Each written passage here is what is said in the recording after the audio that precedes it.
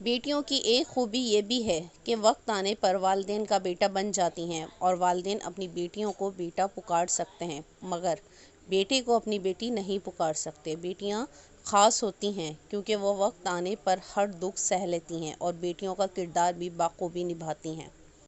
بیٹیاں کبھی والدین کی عزت کے خاطر آٹے میں اپنے آنسو گون لیتی ہیں تو کبھی گھر کی بقا کے لیے مرد کے شانہ بشانہ چلتی ہیں۔ بے شک یہ اللہ تعالیٰ کی رحمت ہیں، ان کی ناقدری مت کریں۔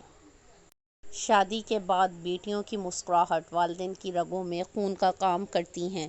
بیٹیاں جب بڑی ہو جائیں تو شک کی دیوار کو اونچا کرنے کے بجائے محبت کی رسی کو ذرا تھام لینا چاہیے، بیٹیوں کے لیے بہتر ہے۔ بیٹیاں تو رحمت ہوتی ہیں، والد کا درد سمیٹ لیتی ہیں، ماں کے آنسو پہچان لیتی ہیں، بھائی کے دکھ کو جان کر ان کا ساتھ دیتی ہیں۔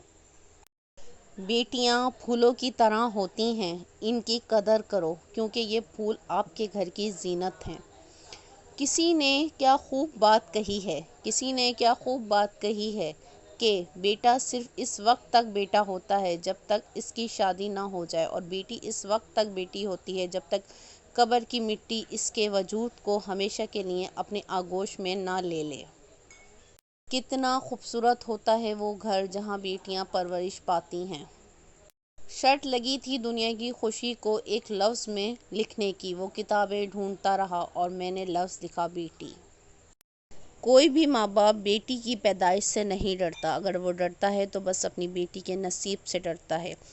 ایک میٹھی سی مسکان ہے بیٹی، سچ ہے کہ مہمان ہے بیٹی، جس گھر کی پہچان بننے چلی ہے بیٹی اس گھر کے انجام سے انجان ہے بیٹی۔ میکہ بھی ہوتا ہے سسرال بھی ہوتا ہے مگر گھر نہیں ہوتا بیٹیوں کا۔ مانا کہ لوگ کہتے ہیں کہ مہمان ہے بیٹی، پر کوئی ان سے تو پوچھے جن کی پہچان ہے بیٹی۔